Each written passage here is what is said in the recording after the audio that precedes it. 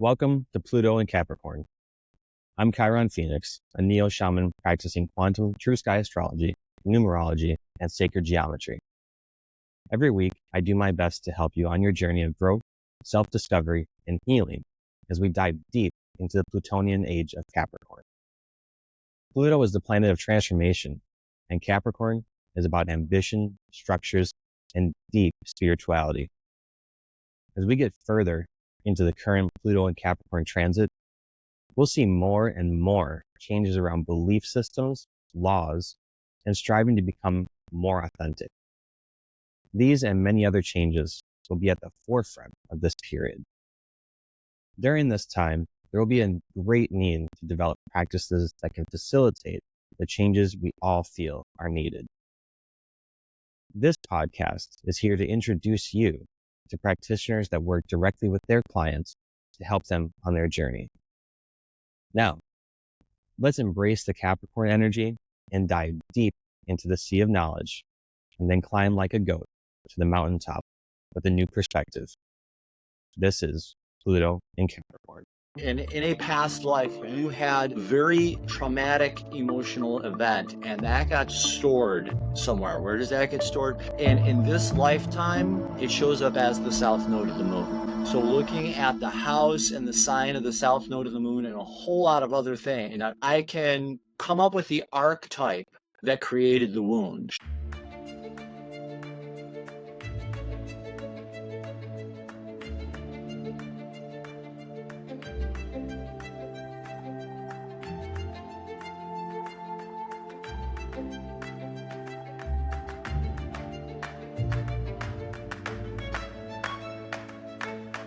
Ptak is the founder of Freedom Through Astrology. Today, he discusses his journey into astrology and the concept of evolutionary astrology. He explains how astrology can provide insights into one's choices and freedom in life. Don shares his experience with studying different astrological systems and how he found his path in evolutionary astrology. He also talks about the concept of past life charts and how they can reveal emotional memories and wounds from previous lives. Don emphasizes the importance of wisdom in interpreting birth charts and understanding the lessons and challenges they present. He concludes by discussing the significance of a Pluto in Capricorn transit and the transformative energies of the upcoming full moon in Pisces. Here is Don Ptak on Pluto in Capricorn.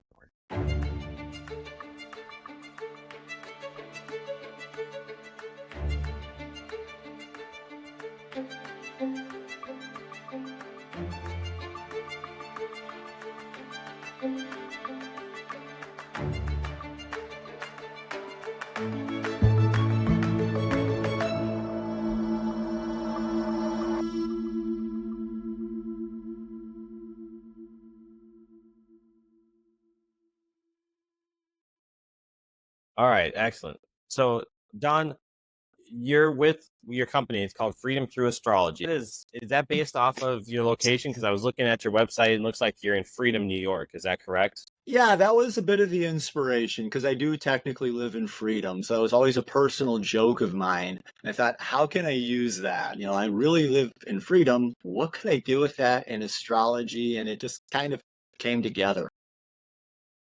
That's perfect. It makes sense. I mean, there's a lot of freedom in astrology.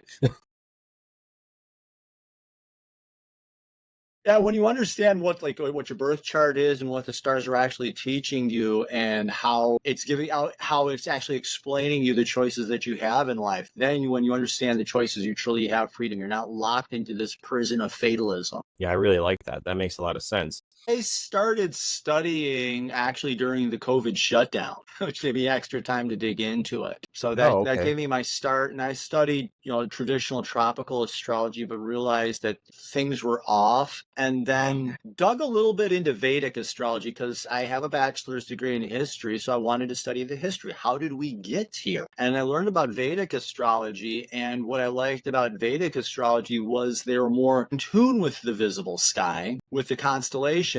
I had actually been working with another astrologer who got me into it. Her name was Suzanne, and she got me into it, but she used the natural size of the constellations. And so I was like, okay, I like natural size of the constellations. I like visible sky.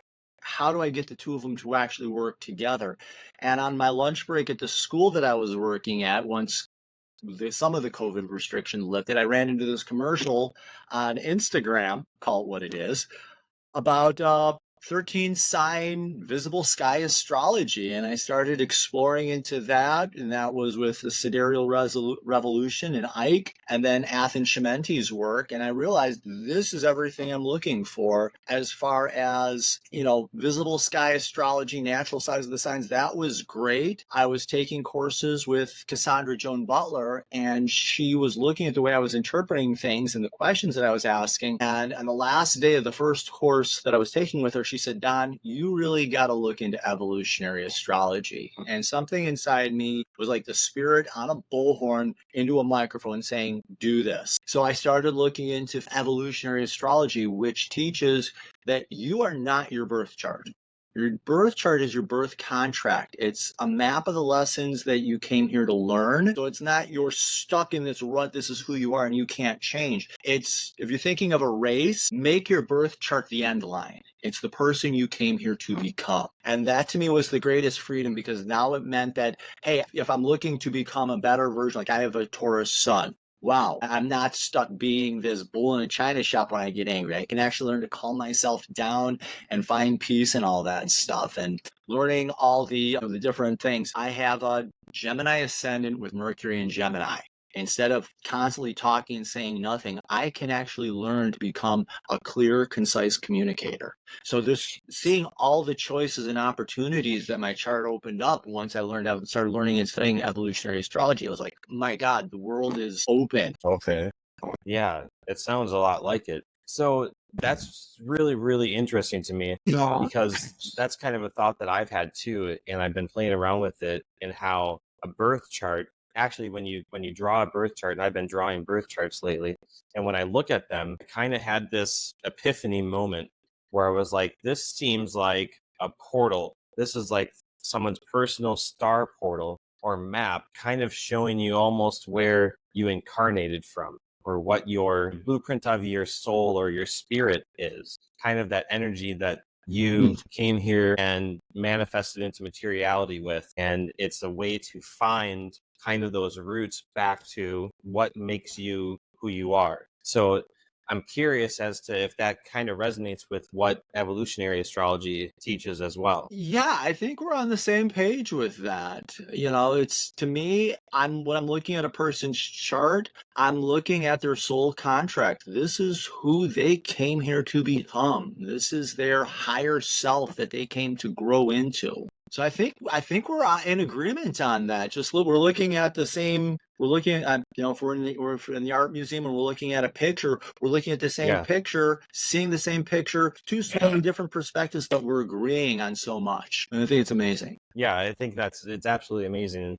And for me, that kind of clicked more after I learned about sidereal, because I had the same experience as you, where I was studying tropical, and not really studying, but I had kind of followed tropical my whole life up until about 2021, when I learned that there was another system. And when I first learned it, it was the same way that you learned. It was Vedic I was introduced to. And I was like, well, what is Vedic? And it came about through my study of ancient civilizations and looking at lost cultures and all this stuff with ancient Egypt, and getting to understand Kemetic science and all these things. And then I realized, wait a second, what happened where tropical does not follow the actual sky? Like, why did that happen?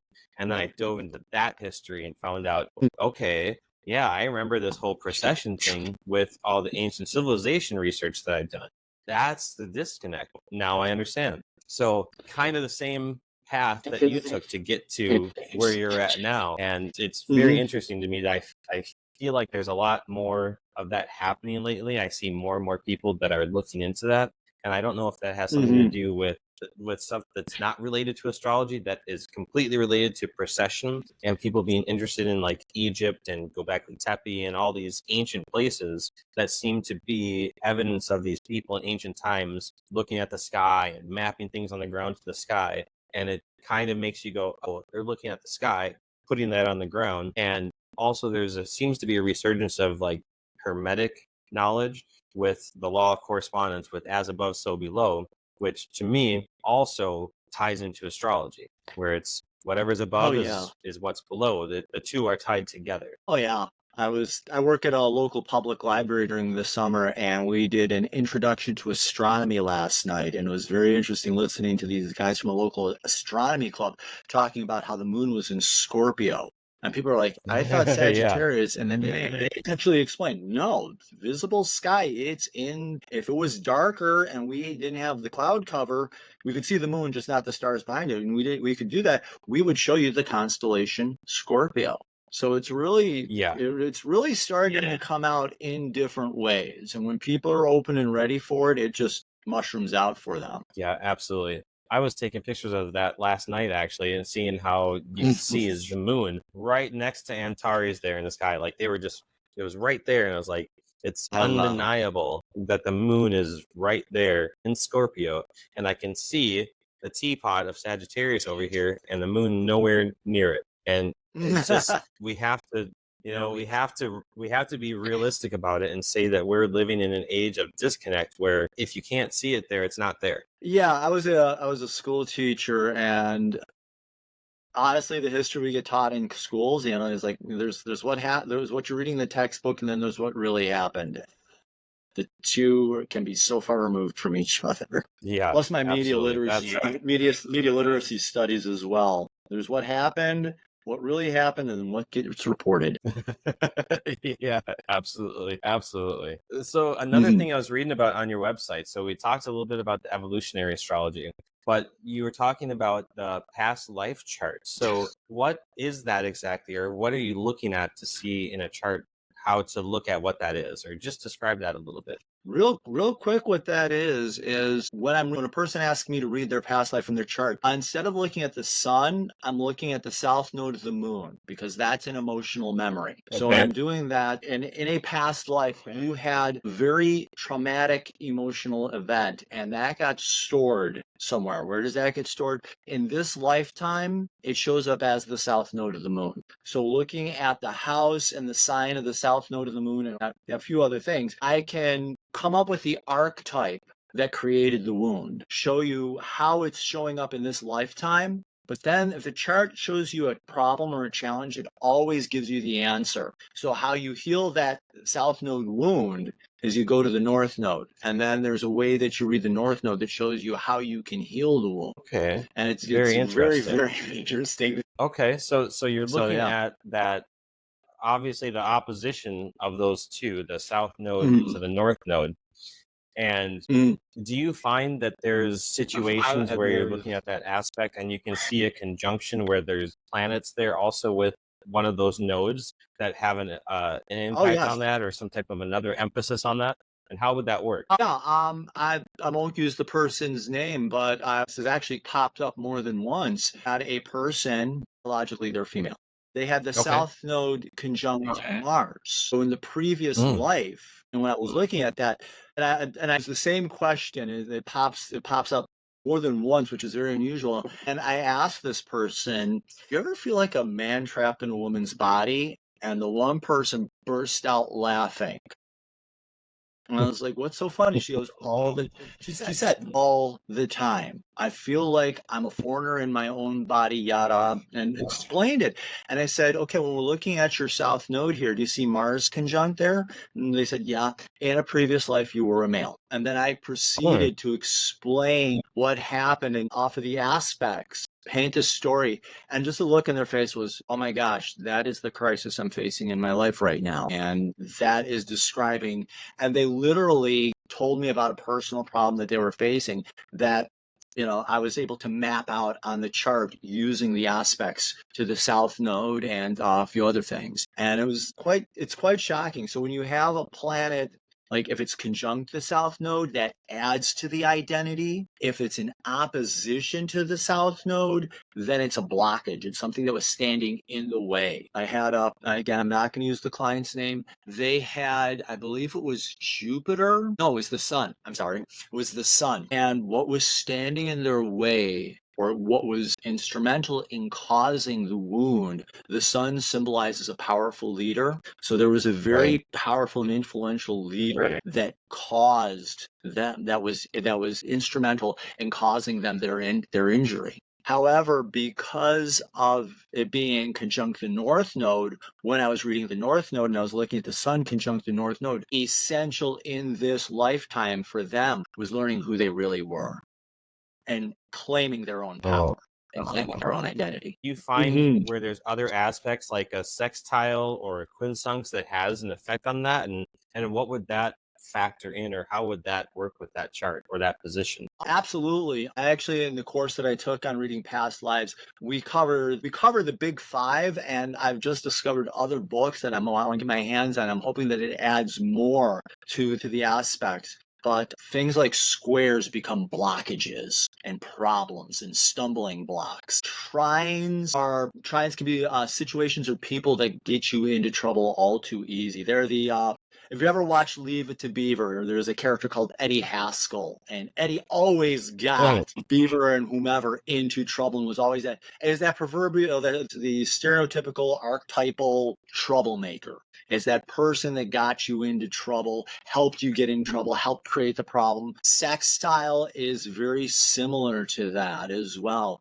So yes, those aspects to the South Node and to the North Node, they help add more detail and help write the story with more clarity. The fact that the more, I don't want to say the more aspects, the more clarity, because sometimes it can get overwhelming and you have to sit down and pick and choose. Yeah, like a quincunx and a birth chart, I read that as it's a creative tension.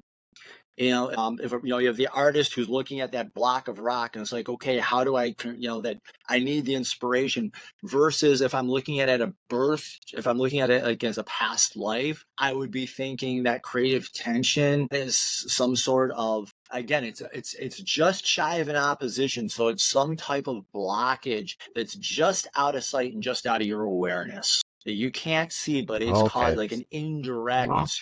It's an indirect problem that's just out of your range of vision, but it's there. And when you it's like, oh wow, now I see it. Sure. So it's kind of like in the peripherals, like it's like the predator off to the side that's stalking you almost, that you don't see until you see it. Yes, bingo. And then I it's love obvious. that description. Can I use that? Absolutely. Yeah. All right. So that makes a lot of sense. So when you're looking at that, are you also looking at, what people would call the rulers or like the teachers of those signs and how those affect it as well? And yes, absolutely. I look at the house where it is. I look at the sign where it is. I will look at the ruler of the house. That can add more information. You can look at the ruler of the sign. All my classes, and I did this when I do my charts, as I'm learning it and reading it, as I was learning the classes, I realized these things are forms that I can make. So I sit down and I read and I handwrite out forms. The book is called Yesterday's Style. It was the textbook for the class that I took. And yeah, things like the chart ruler, not the chart ruler.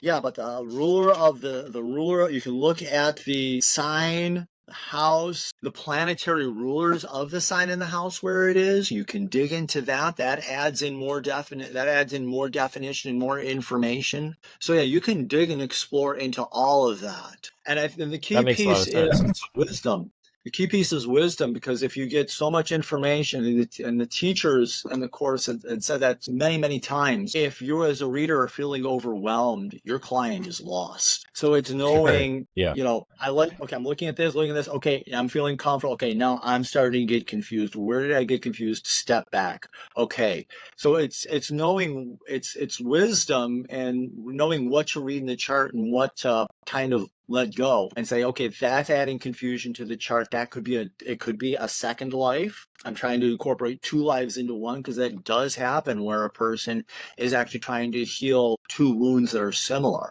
And so it's a matter of, oh wow, this is actually that did come up, which wound up being two different lives with a similar wound. And it was challenging to work with, but once we figured it out, and then the client was very patient, thankfully, we could see actually what the parallels were and work through it. And it's like, oh wow, this makes sense. It's wisdom knowing what to filter out and what to pay attention to. Yeah, that makes a lot of sense because there is a lot of information going on in that chart. You start looking at the aspects and the degrees and these rulers of the houses, and there's so much there. And one of the things that I've found too, and it sounds like this is kind of where you have seen things too, but maybe not worded in the same way, as I've looked at aspects, and it seems like it is almost a path or a trail weaving through the tapestry of somebody's actual chart, or what I like to call a birth sky map, or a birth portal. And it seems like those aspects can be kind of like just like following a navigation, just like your GPS tells you which way to go. If you think of it in that kind of respect, these aspects kind of show you like, okay, going from here to here is tough. There's obstacles, it's a roadblock.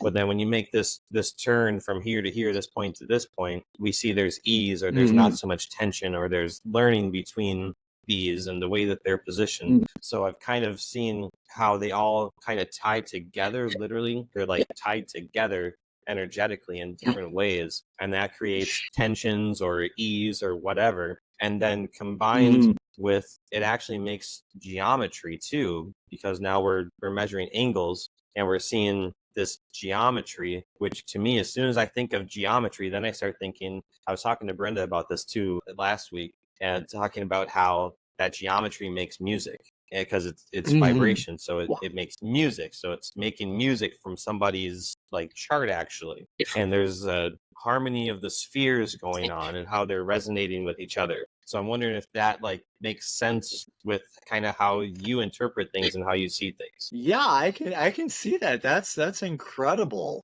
It's an incredible way of looking at it. In the courses that I take, like, for example, when you have two planets in aspect to each other, let's say you have, we'll use the sun and say Mercury. Sun and Mercury are in a conjunction. They're joined together. Those two planets are trying to cooperate and work together. And they can work together to create something big and beautiful, or they can work together and create a great disaster. But the aspects tell you, in a way, they can tell you the lessons and the challenges that you're facing. You have the two planets, they're teaching you lessons, and the aspect helps to define, in a way, how those two planets are trying to work together. So two planets that are in a sextile, there's an interest and a curiosity.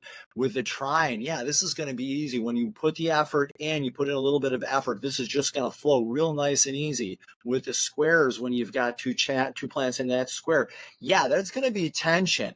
That's going to be a challenge. It's going to be hard. But when we look at like the pyramids of Egypt, what are they built on? Squares. There's incredible strength when you work through that struggle. There's incredible strength that you get out of that with like the opposition. Ideally, an opposition is a reflection. You have two planets reflecting on each other and seeing how they can work. Or they're also learning to balance. I always like to look at it as balancing.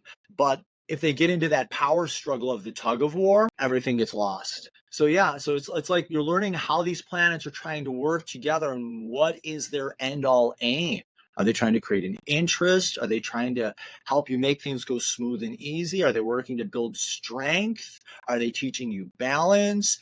Are they teaching you to work together? All those types of questions can be very powerful and very instrumental in understanding your own life. And see how the chart and the planets in the chart are working as teachers in our life and things that can empower us. Absolutely. Words right out of my mouth. I couldn't say it any better. Yeah, that's great. That's great. That's kind of how I see it as well, as looking at it as always, what can I learn from this, or what is this trying to show me or uncover for me so that I can learn more about myself and work with it to take it into, a certain area of my life, or to move away from a certain area, whatever the case may be. Looking at what can this teach me, or what is this trying to show me that I need to work with or try to understand, or whatever the case may be. Yeah. So I love that. That's kind of your view on it too. That makes a lot of sense to me, and it really resonates with the way that I look at it as well. Seeing the planets as teachers, and you have a high load and a low load, and you have the choice. Mercury can teach you how to learn and how to communicate, or, for example, it can the shadow of Mercury, that's the high road. The shadow of Mercury is being a total know-it-all and a person who just talks for hours without saying anything. Or it can be a person who shuts down their learning, thinking they can't learn and won't communicate, or they won't communicate what they do know. So that's for planets, that's for houses, that's for signs. There is so much information embedded in a chart that when you actually get to work with it all together and you get to see all the pieces and they get put together in this magnificent puzzle and you understand the big picture, it is so beautiful. Yeah, that's amazing. And it kind of leads me into some of my wrap-up questions that I have for you here to kind of close out, because I want to honor your time. It makes me think about the reasons that I myself created this platform and created this podcast, and what I see kind of going on from the study that I've done, the research that I've done, and why I named it what I named it. And so I'm curious from your standpoint and seeing what you've been seeing and just kind of knowing the current times of what's been going on. In your interpretation, what does Pluto being in Capricorn, which if we use sidereal in the visible sky, and if we could see Pluto in the sky, where we would see it would be at this time. I know it's going through some retrogrades. At this time, it's in Capricorn, the actual constellation sign of Capricorn.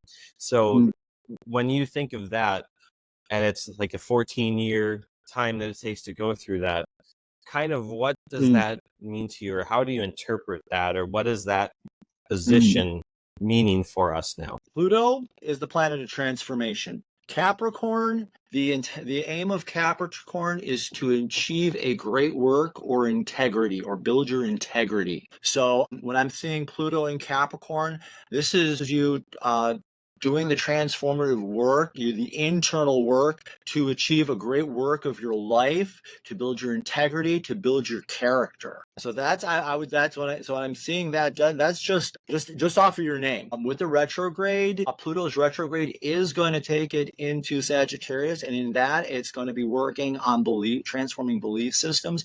But your belief systems inform who you are and what you came here to become. So this Pluto in Capricorn, transforming yourself into the great work of your life. I like that. And I kind of see that also for the next, 14 years or so that it takes for Pluto to transition through Capricorn, that I think a lot more people are kind of waking up and going deeper inside themselves to kind of get that transformation, or to get that self-growth or personal growth. And I think that that's going to make a lot of changes for our country, the world, kind of everything in general. So that kind of makes sense and ties in and relates a lot to the reasons why this show is called Pluto and Capricorn, is all those changes that are kind of going on that I see are going to start happening. And I think there's a lot of changes in store. So thank you for that. And a couple more things.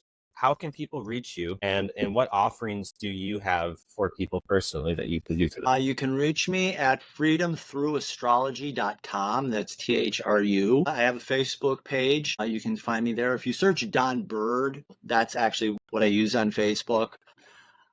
If you just want to see how your chart would look different, I do a quick 6, which I look at 6 key points off your chart. I do full birth chart readings. I do the past life or a karmic reading. Also do various, let's call them, they're horoscopes, where I will look at a year, a 3-month block of period, or a 1 month. And I like to use the lunar month, new moon to new moon, because that's where the word month comes from. It's a lunar cycle. So I like to look at the lunar cycle. So I do birth charts, karmics, the different lengths of horoscopes. And then I also have packages where if you buy a package, you're getting these readings together at a discounted price. Okay, great. Thank you so much for that. So everyone can check that out and get to working with Don here and find some more about yourself and learn kind of who you are and where you come from, and take that and apply it to your life. So another thing we were talking about before we actually started recording was what's coming up. Since we're recording in mid-August here, but the day that this is coming out is September 14th. And so just in a few days, we have a pretty powerful full moon. So can you talk a little bit about that and what we're looking at with that full moon? I'm going to pull this up just so I can get everything right, because I like having it right. You're going to have the sun in Virgo is going to be opposing the moon in Pisces. However, the moon is going to be conjunct Neptune, so that's spirituality. The sun in Virgo wants to get better. The moon and plus Neptune in Pisces is saying, calm down and be still. So this is an opportunity to use your spirituality to inform your self-improvement. That's part one. However, we have, and I want to make sure I get this right, Pluto, the sun, and Uranus, if I have this right, are forming grand trines. So your individuality, your ability to transform, and your core identity are all working together at this same time. So this is, again, working with that, transforming your belief systems to help you build your authentic self and learning to be at peace with your authentic self. That is also going to help you tell you how you can improve. And there's more. We have a grand cross because in addition to the sun and the moon being opposite each other, Jupiter in Taurus is opposite the galactic center in Fucus. So that is reflecting on your connection to the divine and how that's healing and bringing peace into your life. But the sun is in a T-square to both of them. And that the T-square basically is caught between a rock and a hard place. It's finding peace, but at the same time, you want to be in touch with the divine. But the moon, that's your core identity. The moon is also in that T-square as well. So that's your emotional self, your soul, also falling into that. You sprung that question on me this morning, and I spent like, oh gosh, look at all this. And there's even more beyond that I could dig into. There's another lesser pattern with the moon and Pluto and Uranus. They're doing something else with sextiles and a trine there. Yeah, but you've got this grand square, the great square they call it. And if you can work having all those energies balance out and work together, you can build a strong cornerstone for your life.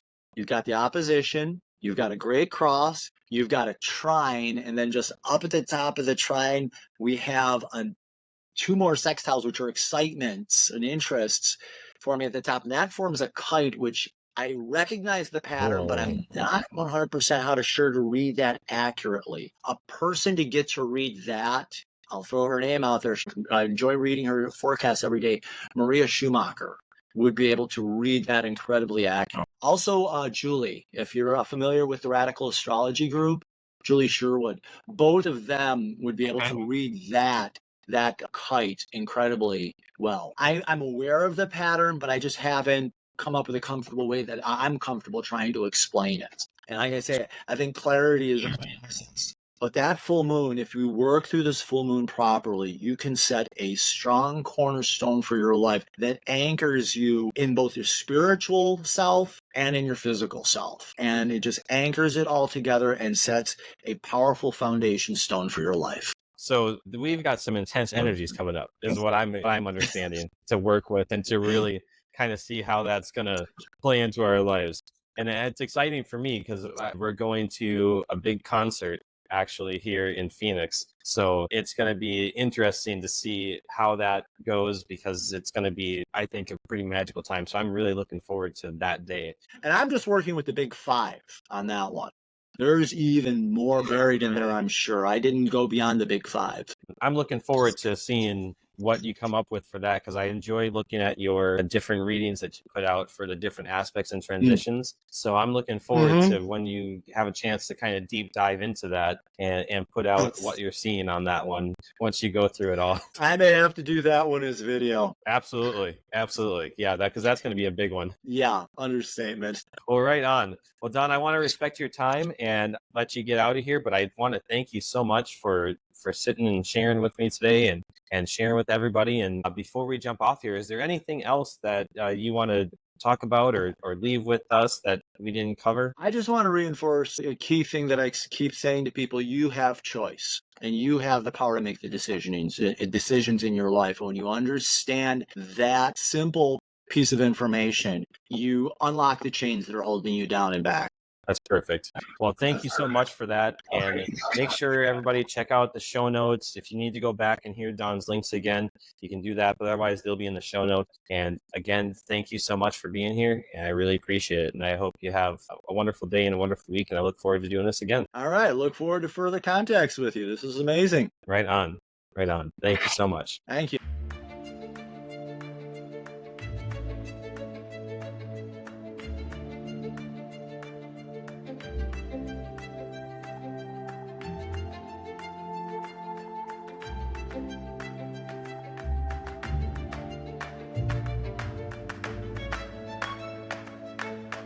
Many thanks to Don for sharing all that knowledge with us today. I don't know about you, but I'm feeling excited about this full moon coming up on the 17th, followed by a lunar eclipse on the 18th. I'm already feeling these energies building up within me and around me.